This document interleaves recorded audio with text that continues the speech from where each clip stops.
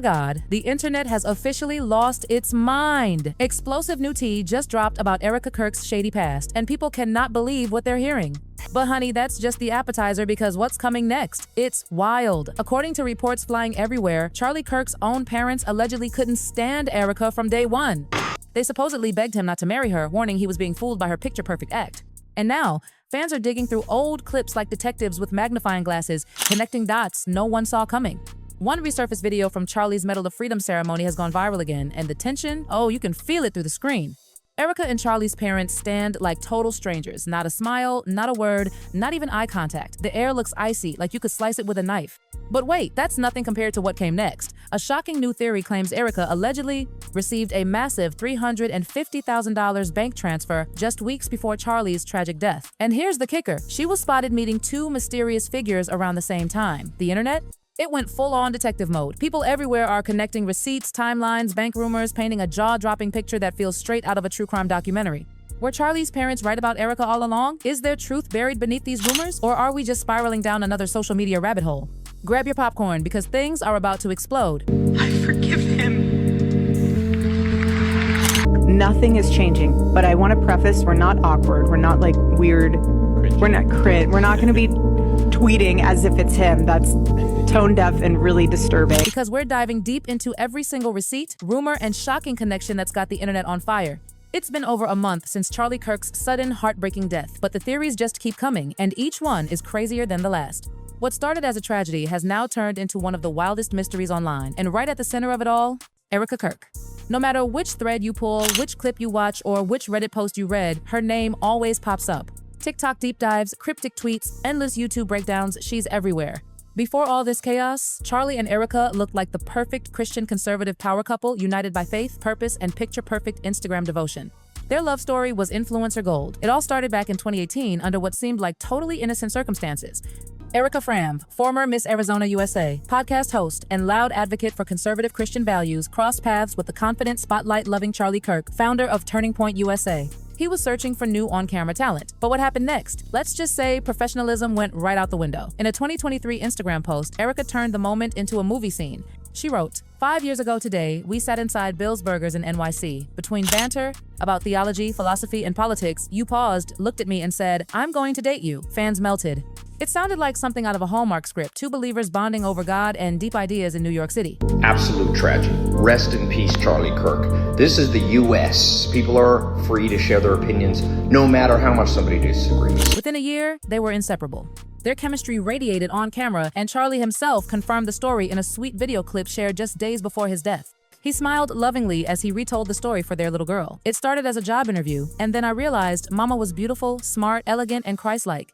So I said, forget this job interview, I want to date you. At the time, it was adorable. Erica captioned it, "My favorite love story." But now, that once heart-melting post feels almost eerie. Fans are revisiting every word, every gesture, wondering if that fairy tale start had dark shadows hiding behind it all along. Then came the rumor that blew everything wide open. People allegedly close to the Kirk family whispered that there had always been tension between Charlie's parents and Erica. Anonymous insiders claimed his parents thought he was too trusting, too easily swayed by someone as persuasive as Erica. When that rumor hit social media, chaos erupted. That man. That young man. I forgive him. Suddenly, an old award show clip went viral and everyone swore they could see the frost between them. Stiff smiles, blank eyes, cold distance. It wasn't just awkward body language, fans said. It screamed, something's wrong. But hold on, that was just the beginning. Reports surfaced that Erica had allegedly hired the same private security firm Charlie used during his final public event. Coincidence? The internet didn't think so.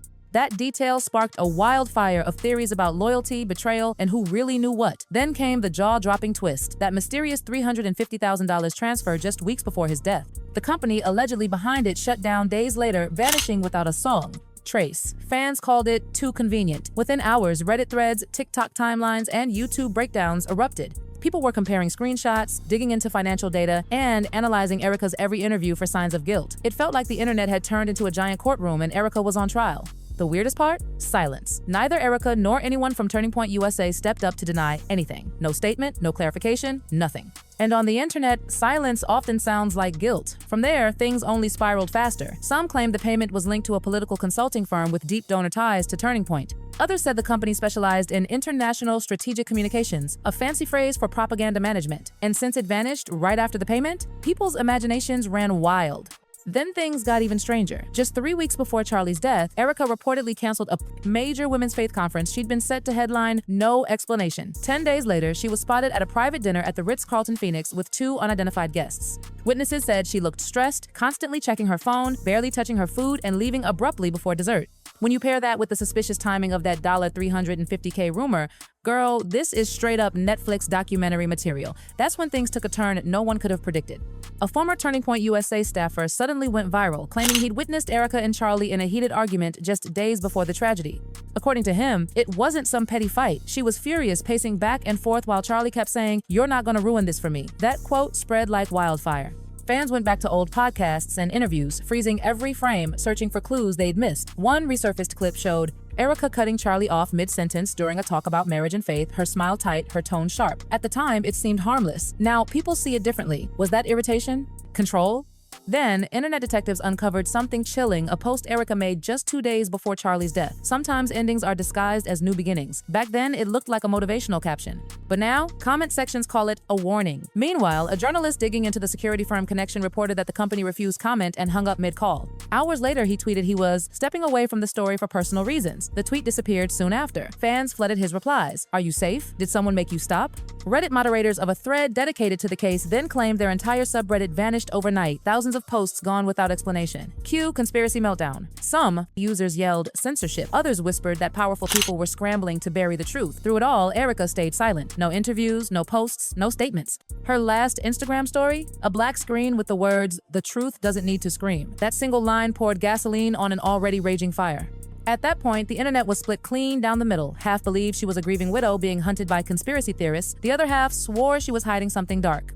Videos comparing her to celebrity widows with secrets racked up millions of views. TikTok sleuths even tracked supposed travel purchases, speculating she'd left the country. Then came the post that reignited everything, a now-deleted whistleblower tweet allegedly from an accountant tied to one of Turning Point's donors. It accused a senior female board member of taking indirect payments from foreign advocacy groups disguised as consulting fees. No names, but the internet instantly drew one conclusion: Erica. Within minutes, her name was trending again. Screenshots flew everywhere. The story was mutating faster than anyone could keep up. By the time mainstream media tried to report it, the internet had already built its own version, a saga of shady transfers, manipulation, and betrayal wrapped in faith and politics. Every no comment, every deleted photo, every perfect smile looked like part of a plan. Comment sections once filled with hearts and prayer emojis now screamed liar, actress, setup. Even some of her longtime supporters started turning away. Then, new whispers emerged, allegedly internal emails showing that mysterious $350,000 transfer linked to an overseas company. If true, it could take this story global, but nothing's confirmed and silence only feeds the beast. Her eulogy for Charlie became one of the most analyzed videos online. When she said, "To die free is the greatest victory," half the menacing that is victory, internet called it poetic, the rest called it performance. "She doesn't look heartbroken," one comment read. "She looks like someone who already moved on." Another said, "That's not grief, that's control." Then came the twist that left everyone stunned. Within weeks of Charlie's passing, news broke that Erica had quietly been named CEO of Turning Point America, the very empire Charlie built. No press release, no vote, no explanation, just done.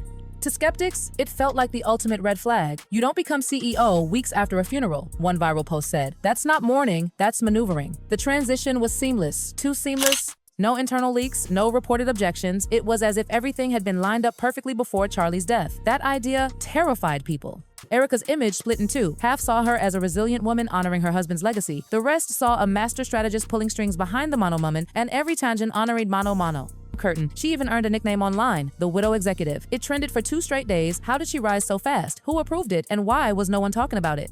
As people connected her sudden promotion with those mystery men and the unconfirmed transfer, the story stopped being about grief. It became a full-blown scandal. Then, silence fell from an unexpected place: Charlie's parents. No interviews, no statements, no memorial appearances. For a couple once proud to stand by their son, the quiet was deafening. Comedian Dave Chappelle even dropped a line during one of his shows: "You don't just lose your son and disappear unless someone tells you to." The crowd gasped. Within hours, clips of that moment were everywhere.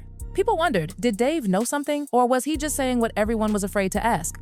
From that point, Reddit detectives went nuclear digging through flight logs, donation records, and supposed board emails. TikTok, the timelines turned into investigation charts. YouTube creators uploaded proof linking Turning Point's finances to offshore accounts. But when fans searched for Charlie's parents online, nothing. No photos, no sightings since the funeral. It was as if they'd vanished. Then came darker whispers. Some said they'd gone into protection after threats. Others said they'd been silenced for asking too many questions. The questions, where did that money come from? Who's really running things now? One alleged insider told a Fringe podcast they started looking into the finances, and that's when everything changed. From that moment, what began as a heartbreaking story transformed into something far more sinister, a web of politics, power, and secrets. Erica's calm, flawless image became the internet's obsession. Perfect outfits, steady voice, composed smile, it all looked rehearsed. People dissected her every move. Was she grieving or calculating? Her rise to power was too fast, too clean. No board vote, no resistance, just a smooth handoff wrapped in tragedy. And that's why the story refuses to die.